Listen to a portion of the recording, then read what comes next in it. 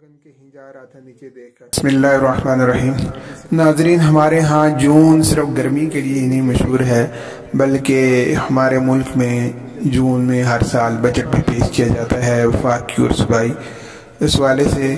نہ صرف عوام بلکہ سرکاری ملازمین اس آئندہ بجٹ کا بڑی بےتابی سے انتظار کرتے ہیں، اور لوگ یہ سمجھتے ہیں کہ شاید ان کے برسوں کی محرومیوں کے ازالے کا وقت آ گیا ہے،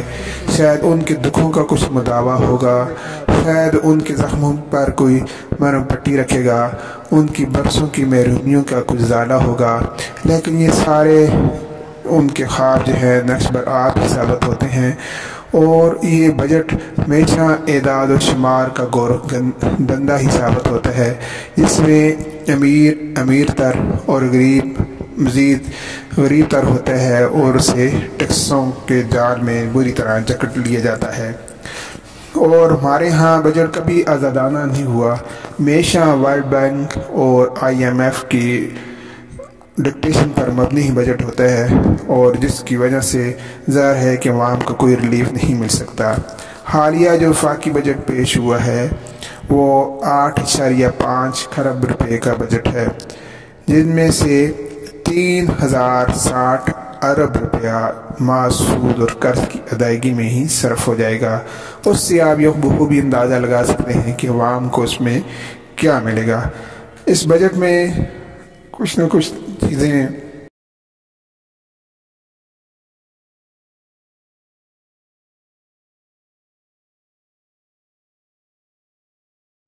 بجٹ میں ہمیشہ کچھ چیزیں سستی ہوتی ہیں اور کچھ مہنگی ہوتی ہیں، کچھ پر ریلیف دیا جاتا ہے، ساری کی ساری چیزیں مہنگی نہیں ہوتی، آخر کچھ نہ کچھ لالی پاپ ہی آخر عوام کو دیا جاتا ہے۔ تو لہٰذا اس بجٹ میں جو چیزیں کسی حد تک سستی ہوئی ہیں، وہ چھوٹی گاڑیاں سستی ہوئی ہیں، ان پر ٹیکس وغیرہ وہ کم کر دیا گیا ہے۔ اس کے علاوہ تیل کی، گھریلو صنعت کی اشیاء، ٹیکسٹائل کی اشیاء یہ کسی حد تک جو ہے وہ سستی ہوئی ہیں، اور اس کے علاوہ لوگوں کو کاروبار کے لیے 5 لاکھ روپیہ بلا سود بھی دیا جائے گا قرض، اور اس کے علاوہ گھر بنانے کے لیے 20 لاکھ روپے بلا سود قرض کا بھی اس میں اسکیم زیر غور ہے۔ جبکہ جو چیزیں مہنگی ہوئی ہیں وہ کاسمیٹکس کی اشیاء ہوئی ہیں، اور ٹائر اور بیٹری۔ آپ یہ خوب دیکھ لیں کہ ایک طرف گاڑیاں سستی کرنے کی بھی نویس سنائی گئی ہے، دوسری طرف ان کے M3 نظار ٹائرز اور بیٹری مہنگی کر دی گئی ہیں۔ غیر ملکی پرفیوم، شیمپو اور مکھن، پنیر، ڈیری مصنوعات یہ بھی جو مہنگی کر دی گئی ہیں۔ اس کے علاوہ کارڈز اور نیٹ پیکج جو ہیں وہ بھی مزید مہنگا کر دیا گیا ہے، اور آج کل آن لائن کلاسز کا جو ہے وہ رواج ہے وہ کرونا وائرس کی وجہ سے، لیکن اس میں مزید ریلیف دینے کی بجائے کال جو کہ 3 منٹ سے اوپر کی ہوگی وہ بھی مہنگی ہے، اور باقی انٹرنیٹ کے پیکج بھی مزید مہنگی کر دیے گئے ہیں۔ بینکوں میں ود ہولڈنگ ٹیکس کا خاتمہ کر دیا گیا ہے، کہ جو کہ رقم نکالنے کے وقت ان پر جو ٹیکس لگتا تھا اس کا خاتمہ کر دیا گیا ہے، اور بجلی کی ترسیل کے لیے 118 ارب روپے رکھے گئے ہیں، جبکہ باقی جو تنخواہیں ہیں سرکاری ملازمین کے لیے ان کا صرف 10% اس میں اضافہ کیا گیا ہے، وہ بھی ایڈاک ریلیف ان کو دیا گیا ہے، جس کا مستقبل میں انہیں کوئی خاص فائدہ نہیں ہو سکے گا۔ آپ کو یاد ہوگا کہ اس حکومت نے یہ نعرہ بھی دیا تھا کہ قومیں تعلیم سے بنتی ہیں، روڈ سے نہیں بنتی، لیکن اس حکومت کی خود اپنی ترجیحات کیا ہیں کہ آپ اس کا اندازہ لگا لیں کہ 8.5 کھرب روپے کے بجٹ میں تعلیم کے لیے صرف اور صرف 9 ارب روپے رکھے گئے ہیں، جو کہ اونٹ کے منہ میں زیرہ کے مترادف ہیں، جبکہ اعلیٰ تعلیم کے لیے 37 ارب روپے، اور صحت کے لیے جو کہ ایسے ہی معاملے میں کہ جب کرونا وبا کا جادو جو ہے وہ سر چڑھ کر بو رہا ہے تو صرف 21 ارب روپے رکھے گئے ہیں، جبکہ دفاع کے لیے 1370 ارب روپے رکھے گئے ہیں۔ جبکہ یہ بھی آپ دیکھ لیجئے کہ 382 ارب روپے کے نئے ٹیکس جو ہے وہ لگا دیے گئے ہیں،